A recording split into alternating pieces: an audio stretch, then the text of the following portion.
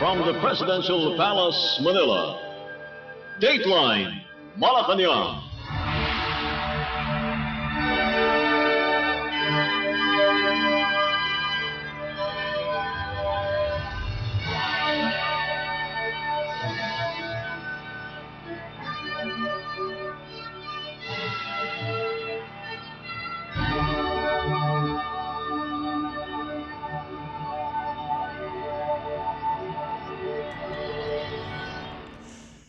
Good day.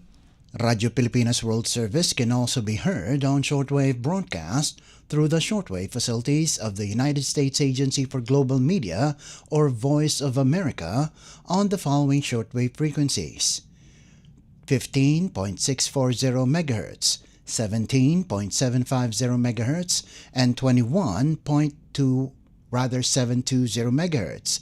I'm your host, Leo Magpayo, and this is Dateline Malacañang. For our top story, the House of Representatives has impeached Philippine Vice President Sara Duterte with 257 voting yes, 25 no, and 9 abstaining, far above the 106-vote constitutional threshold. Lawmakers also approved the Justice Committee report transmitting the 4 articles of impeachment to the Senate for trial.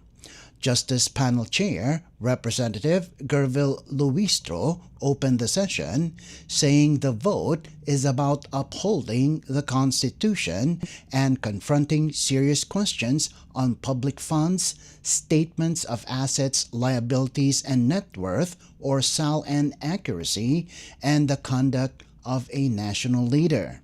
The articles cover misuse of 612.5 million pesos in confidential funds, including the rapid release of 125 million pesos in 2022, Commission on Audit findings, questionable liquidation, National Bureau of Investigation handwriting analysis, Philippine Statistics Authority verification issues, and alleged unauthorized intermediaries.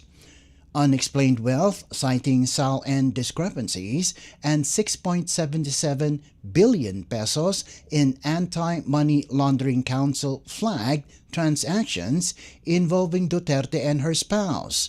Bribery, including alleged cash envelopes given to Department of Education officials, and grave threats and inciting to sedition centered on Duterte's 2024 remarks claiming she hired an assassin targeting the President, First Lady, and former Speaker. All House members and parties received digital copies of Committee Report Number 261 and supporting evidence. The Senate will convene as an impeachment court once the articles are formally transmitted. A conviction requires 18 of 24 senators. If found guilty, Duterte would be the first Philippine Vice President removed through impeachment, ending her eligibility for public office and her 2028 presidential bid. Dateline Malacañang. Before this developed, Senator Alan Peter Cayetano was elected the new Senate President after majority of senators voted Monday to declare all leadership posts vacant, effectively ending the tenure of Senator Vicente Soto III. The motion for a leadership change passed with 13 votes in favor, 9 against, and 2 abstentions. Voting yes were Senators Alan Peter Cayetano, Pia Cayetano, Rodante Marcoleta, Christopher Lawrence Go, Robin Padilla, Loren Legarda, Amy Marcos, Camille Villar, Mark Villar, Ronald Bato de la Rosa, Joel Villanueva, Jinggoy Estrada, and Francis Escudero.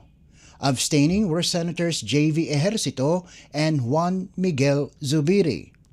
Voting no were Senators Vicente Soto III, Panfilo Lacson, Francis Pangilinan, Riza Ontiveros, Bam Aquino, Lito Lapid, Rafi Tulfo, Erwin Tulfo, and Sherwin Gatchalian.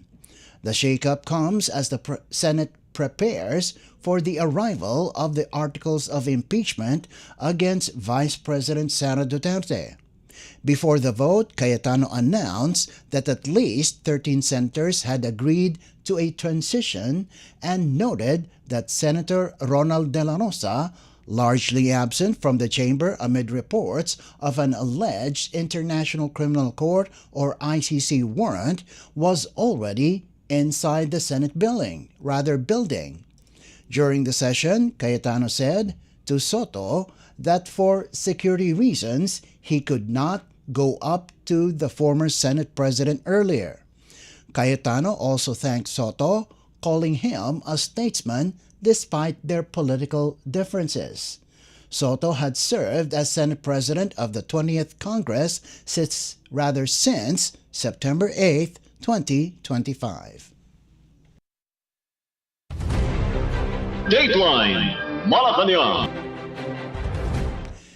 Meanwhile, the International Criminal Court, or ICC, has confirmed that the arrest warrant circulating in media for Senator Ronald Bato de la Rosa is authentic, saying the document is indeed a formal ICC document.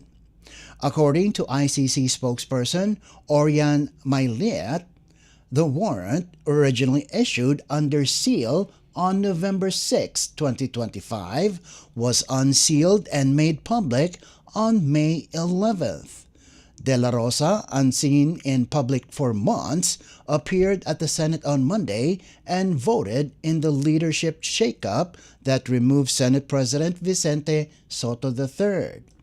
Earlier that day, former Senator Antonio Trillanes IV, accompanied by National Bureau of Investigation or NBI personnel, presented to the media what he said was a copy of the ICC warrant. The unsealed document charges De La Rosa as an indirect co-perpetrator in killings linked to the Duterte administration's anti-illegal drugs campaign. ICC prosecutors allege that former President Rodrigo Duterte and 8 others, including De La Rosa, shared a common plan to neutralize suspected criminals through violent means.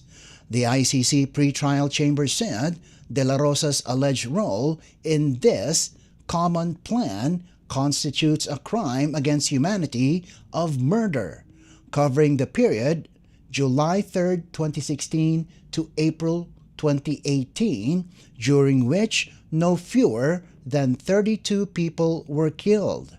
De La Rosa served as Duterte's first Philippine National Police Chief at the height of the drug war. Dateline Malacañang. In a related story, newly installed Senate President Alan Peter Cayetano confirmed that he and the National Bureau of Investigation, or NBI, reached an agreement that Senator Ronald De La Rosa will not be arrested on Monday evening, despite the public release of the International Criminal Court, or ICC warrant, and the heightened attention surrounding his appearance at the Senate. However, Cayetano emphasized that the situation remains fluid. He said they will wait for the national government's final decision after that evening, noting that any action moving forward must follow proper legal procedures and whatever guidance the executive branch issues. According to the NBI director, as soon as they heard na ang stand officially ng Senate, yung Senate Resolution 44 at yung manifestation ni Senator Marcoleta na dapat dumaan to sa korte, hindi na nila pinursu na arestuhin siya ngayon. According to him, coordinated kay Senate President Tito Soto ang pagpasok nila. So ang balik namin sa kanya, coordinated man ang pagpasok nyo, hindi naman siguro tama o wala naman siguro nagbigay ng pahintulot makipaghabulan. So, sinasabi niya that is incidents of the arrest. So, we agreed to disagree at mag-fact finding. Okay. We explained to him that this is not a criminal or a administrative case that needs further study at meron pong due process. This is a contempt case. So, we agreed na kaso sa magsiksikan sila dito o inhumane dito under his custody pero hindi niya pauuwiin. Okay. He will hold them in the NBI, he will ask them to explain, then write me officially tomorrow. Okay. Separate yun sa bugbugan. He promised me that if, kasi ang report daw una sa kanya, ang usahan na nakit. I showed him the video. So sabi niya, let him get to the bottom at asahan na paparusahan ang dapat parusahan. Okay. So hanggang doon pa lang kami, but I was saying nga, despite all of those assurances, I do know he has bosses above him. So Senator Bato will not be arrested tonight, but what about tomorrow?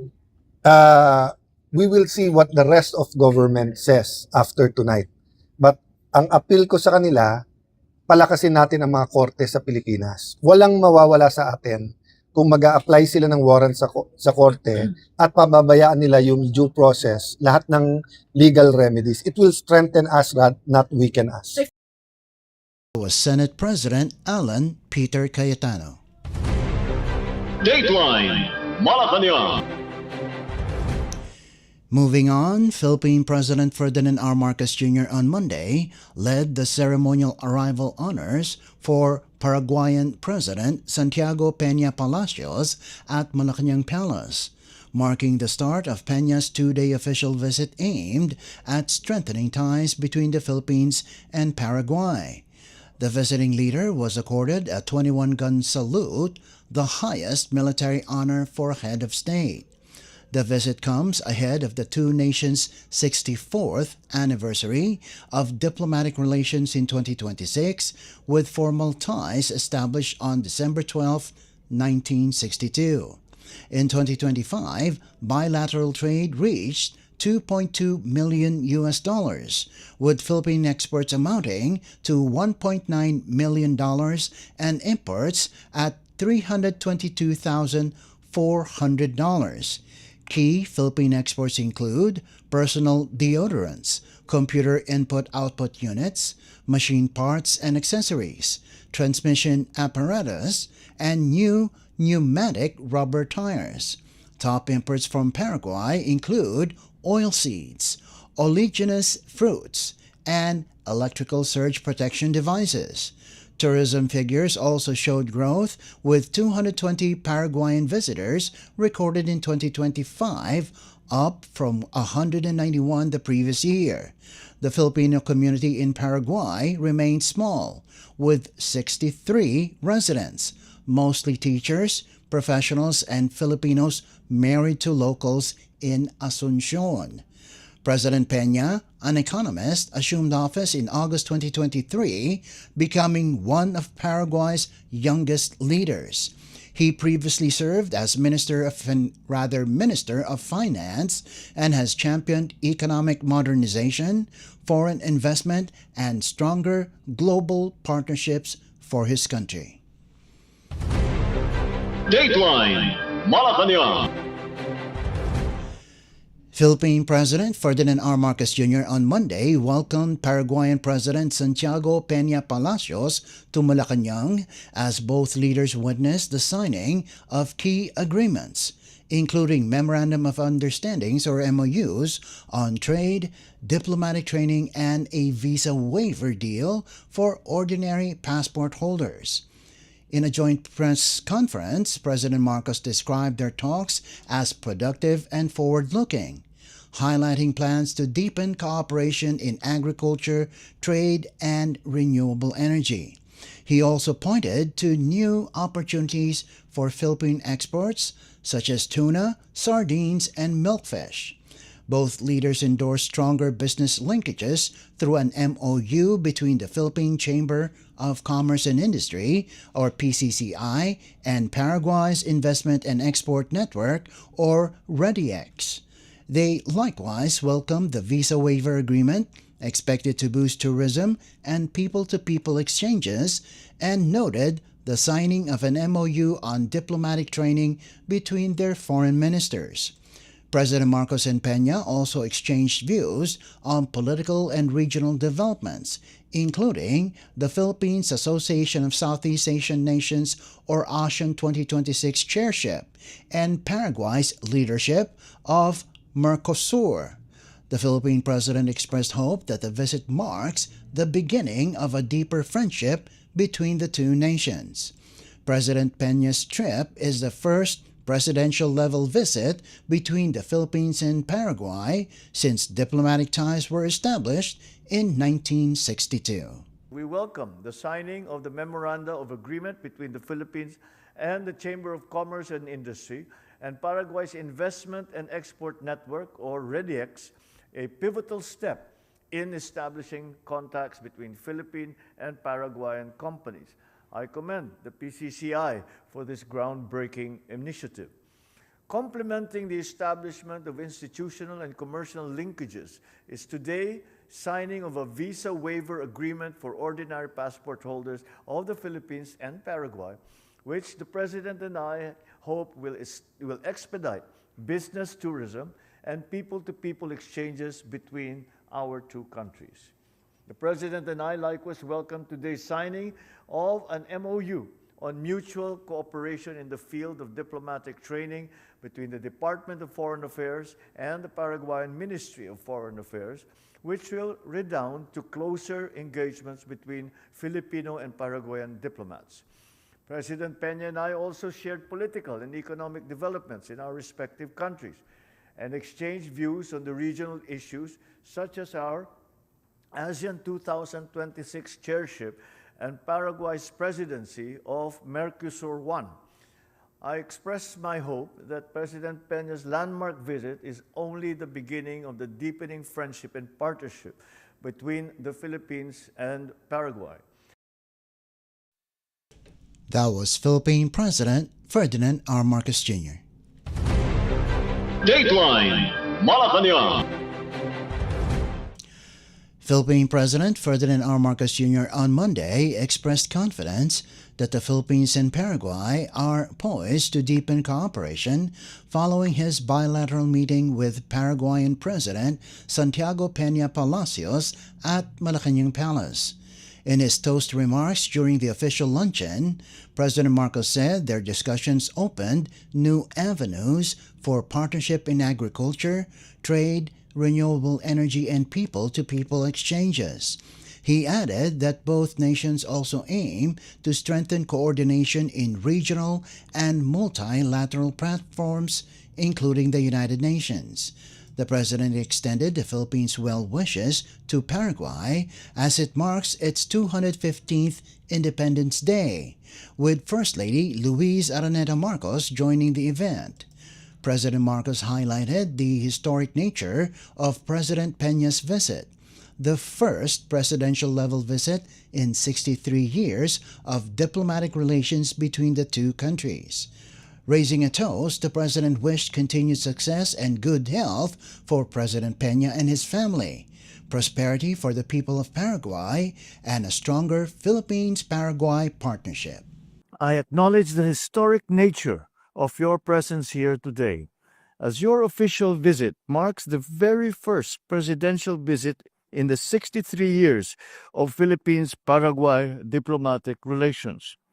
With the productive conclusion of our bilateral meeting earlier today, I am confident that our two countries will forge closer cooperation in several areas such as in agriculture, trade, renewable energy, and people-to-people exchanges. To the continued success and good health of His Excellency President Santiago Peña Palacios, First Lady Leticia Ocampos de Peña, and their family.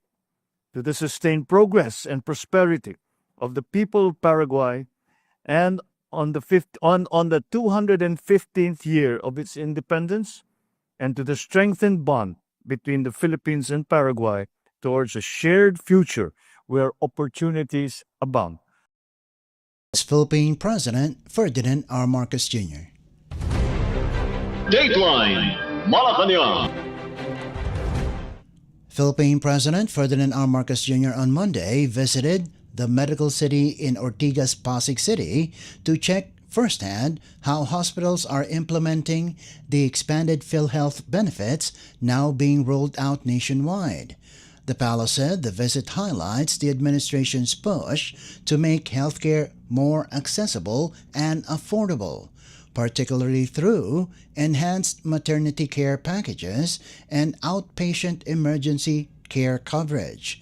President Marcos, accompanied by PhilHealth President and Chief Executive Officer Dr. Edwin Mercado, inspected urgent and non-urgent care areas, speaking with patients and families waiting for treatment. He later toured the male surgery ward, the mother and baby friendly room, and the female surgery ward to see how PhilHealth supported services are being delivered on the ground. Hospital officials, led by Dr. Stuart Bennett, walked the president through the Alfredo R.A. Bengzon Patient Access Ward and the hospital's state-of-the-art emergency department accredited by the Joint Commission International. During the tour, several patients shared how PhilHealth coverage helped ease the financial strain of hospitalization. President Marcos also reviewed how the expanded benefits are improving access to emergency and maternal care. The medical city reiterated its commitment to supporting government efforts to widen access to quality health care, saying stronger partnerships with PhilHealth are helping more Filipino families receive essential medical services.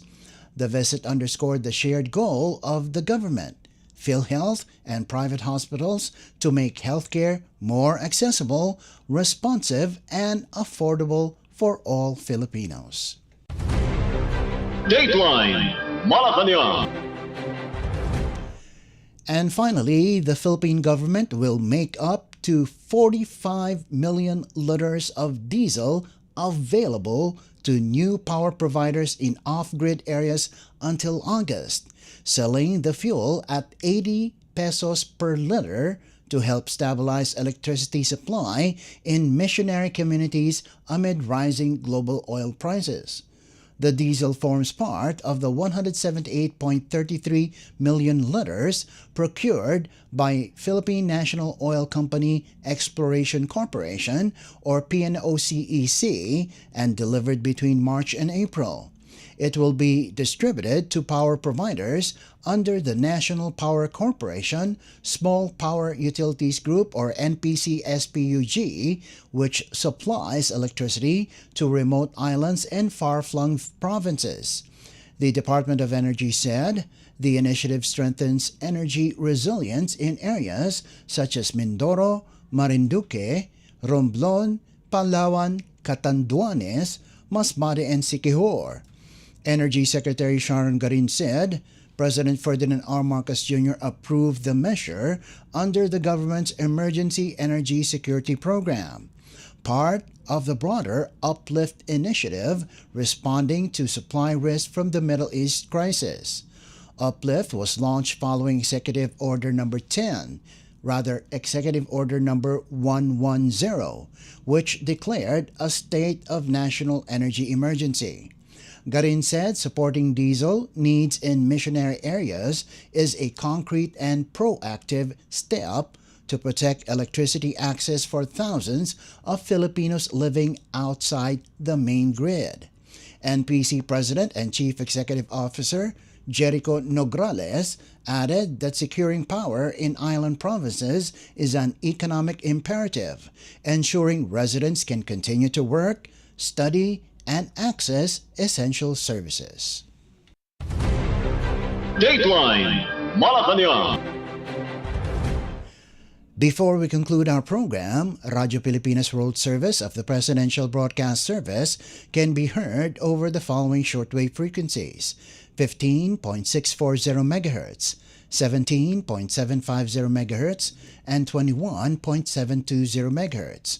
Radyo Pilipinas World Service is also live on audio streaming. Just download Evox PBS Receiver on your Google Play Store or the App Store from your Apple phone. You can also visit our Facebook page and YouTube channel. Just type in and search for Radyo Pilipinas World Service. Kindly subscribe, like, and share our posts as well. And that concludes this edition of Dateline Malacañang. For Radyo Pilipinas World Service, this is Leo Magpayo. Good day and stay safe. From the Presidential Palace, Manila, Dateline Malacañang.